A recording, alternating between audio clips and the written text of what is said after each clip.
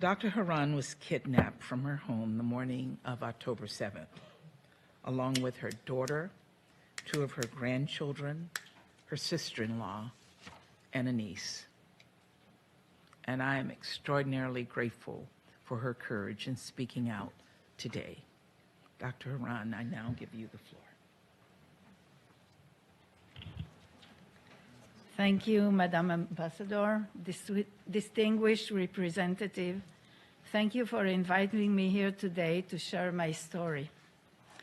My name is Shoshan Haran, and I'm the founder and president of Fair Planet, an NGO that enables millions of people in Africa to exit the cycle of hunger and poverty. I came here today to testify on the unimaginable, cruel, and deadly attack on me, my family, and on my kibbutz on October 7th. That day was Sukkot, holiday in Israel, when we celebrate being freed from slavery and having our own homeland in Israel. At 6:30 a.m., sirens woke us up. We thought it's another missiles attack. So when we thought it was over and exited the safe room, I started preparing hot chocolate for my grandkids, Yahel, 3 years old, and Nave, 8 years old. Suddenly, we got a WhatsApp warning. Armed terrorists penetrated the kibbutz. Lock yourselves in the safe room. We ran to the safe room. We heard gunshots and grenades. Shouts in Arabic were getting closer and closer to our home.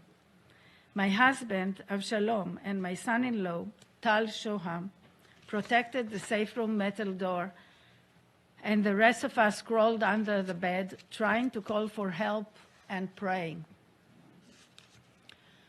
The terrorists broke into our house and shot still penetrating bullets through the safe room door. One of the bullets passed right above my head. We were helpless, and the children were terrified. Nave asked if now we are all going to die. Yahel was frozen. Failing to break in through the door, they brought a bulldozer and crashed the safe room window. Once a crack was formed, we had 3 seconds to decide, surrender or die. The terrorists grabbed us through the window, yelling and shouting, "Jihad, jihad." My brave daughter grabbed her 2 little kids back from the terrorists' hands. They handcuffed me and pushed us all into their car, still in our pajama, and we were taken barefoot as hostages to Gaza. You cannot even start to imagine what it means to be a hostage held by terrorists. Total dependency for every human need, 24/7 control of every move and action. We had to hide and whisper with 2 little kids, Yahel and Nave, knowing that our lives and fates are totally in their hands, feeling that constant agonizing tension and stress of being in immediate danger constantly. I am a passionate reader. I read many books written by Holocaust survivors and used their wisdom to help us survive through these horrifying days. 45 days into the horror, Yahel, 3 years old, told us that the terrorists found us in the safe room because they heard her crying under the bed. Of course, we told her that she's completely wrong. They broke into each and every house in our neighborhood, and they saw our open beds, and the hot chocolate cups in the kitchen were still warm. Only after 50 days, when we were finally released, I learned the horrible and devastating fate of my family. On October 7th, Hamas terrorists murdered my husband, Avshalom. They murdered my younger sister, Lilach, my best friend, and her handicapped husband, together with his caregiver. My house and all my belongings were totally burned. Nothing survived the attack. Hamas murdered 101 civilians only in my kibbutz, babies, children, women, and men. From my small community, 31 people were kidnapped from a total of 251 civilians in our regions. My son-in-law, Tal Shoham, and 132 other hostages are still held in captivity in Gaza. It's already 223 days. This number includes one baby, one toddler, women, and elderly. 3 weeks after we were released, Yahel only whispered, too afraid to make a noise. She hid from everyone, too afraid to go outside. She wet the bed and had nightmares, too afraid she may be captured again. Their grandfather, my husband, was murdered. Their dad is still in captivity, and they miss and worry about him greatly. Yahel and Naveh have experienced a lifetime of trauma, all before the age of 9, and need all the support they can get. Adi, their mother, and my daughter, is psychologically a mess. The thought of her husband Tal in captivity is terrifying, but she must be strong for her family. We know firsthand the risk involved in being hostage held by Hamas in Gaza.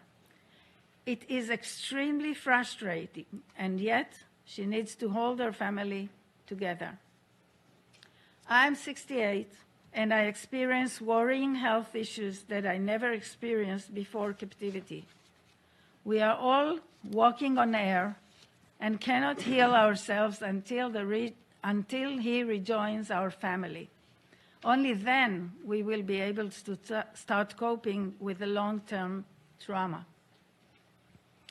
I come before you today, distinguished delegates, to ensure the safe release of Tal and all the other hostages, to ensure that both the released and the current hostages receive the necessary support from the international community to ensure that this never happens again. We cannot allow the normalization of this unprecedented form of terrorism, mass hostage-taking of unarmed civilians, women, children, elderly. What you see as our problem today might become a worldwide problem to each and every country in the near future. Our hostages are victims of enforced disappearance, which the UN General Assembly stated in 2006 is a crime against humanity. No one knows better than me the tremendous risk of being a hostage. No one knows better than me the psychological distress caused by captivity. No one knows better than me that every minute counts. I call upon the UN Security Council to do everything in its power to prevent hostage-taking from happening ever again. The UN Security Council should do everything in its power for the immediate and unconditional release of all the hostages. Bring them home now. My daughter and my little grandkids need their father, Tal Shoham, back home now. And as a final note, if you care about the humanitarian situation in Gaza, like me, who dealt with humanitarian aid in all my professional life, use all the leverages and political power and do everything you can do to bring all the hostages back home as soon as possible. Only this will enable the rehabilitation of the people in Gaza.